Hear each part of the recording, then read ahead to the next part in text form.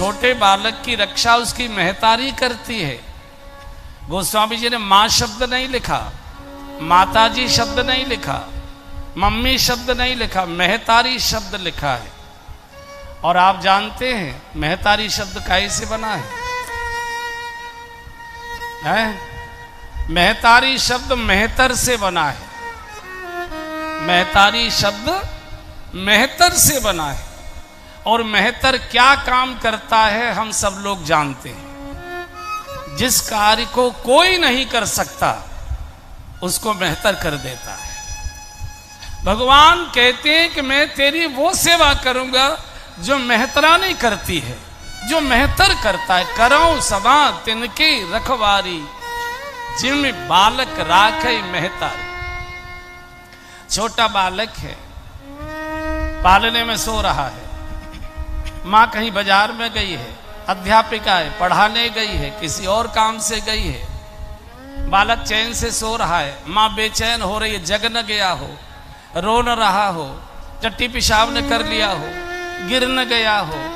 बालक चैन से सो रहा है, माँ बेचैन हो रही है। क्यों?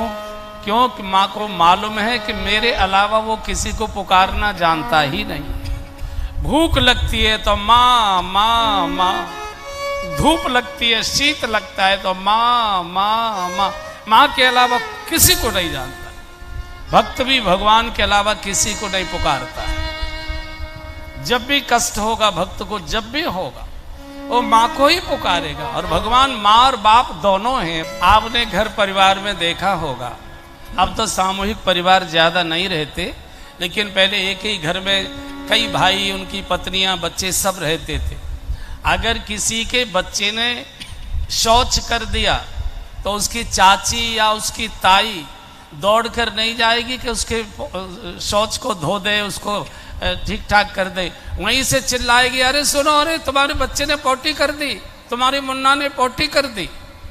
चूंकि इस काम को केवल माँ ही कर सकती है, कोई दूसरा करता नहीं। या तो माँ करती है या तो मेहतरानी करती है, दूसरा कोई नहीं करता है किसी प्रकार से। तो चूंकि नारद जी में सारे दुर्गुण आए, उन दुर्गुणों को रोने के लिए भी भगवान के ही चरणों में गए। भगवान का चिंता मत कर, मैं तेरी रक्षा करूं। और जो भगवान का हो जाता है, भगवान कितना गिरकर रक्षा करते हैं। एक दो उदाहरण आपको मैं सुनाता हूं। महाभारत का युद्ध प्रारंभ होने की घोषणा हो गई कि बिना युद्ध के दुर्योधन मानेगा नहीं। तो भगवान श्री कृष्ण के पास दुर्योधन और अर्जुन दोनों सहायता मांगने के लिए गए। पहले दुर्योधन गया,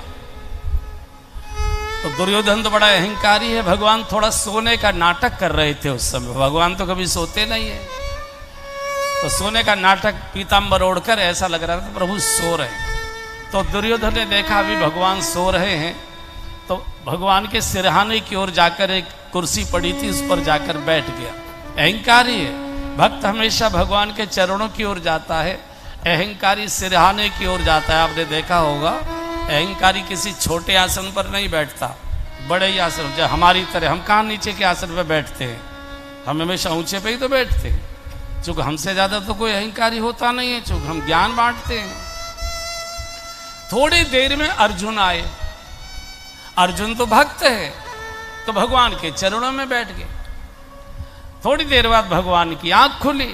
भगवान ने पीताम्बर हटाया चेहरे से, तो देखा कि अर्जुन सामने बैठा है। चूंकि जब आदमी जगता है तो सबसे पहले पैरों की ओर निगाह जाती है, तकिया की ओर नहीं जाती, पैरों की ओर जाती। तो भगवान कह रहे, अर्जुन कब आए? बोले प्रभु अभी आया, थोड़ी देर पहले। कैसे आए?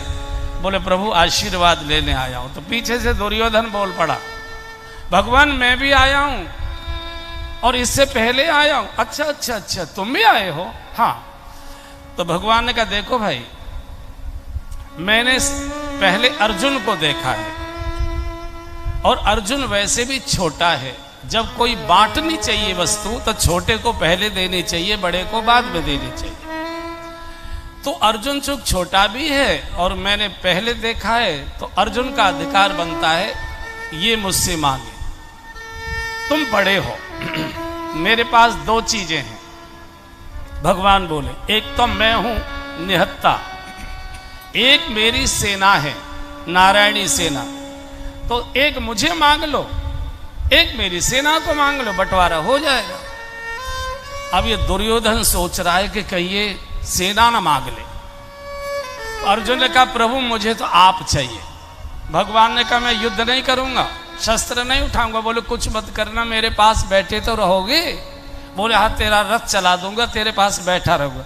बोले, ठीक है आप चलो। अरे दुर्योधन तो नाचने लगा, आप विनाश काले विपरीत बुद्धि, मूर्खों को मांगना भी नहीं आया।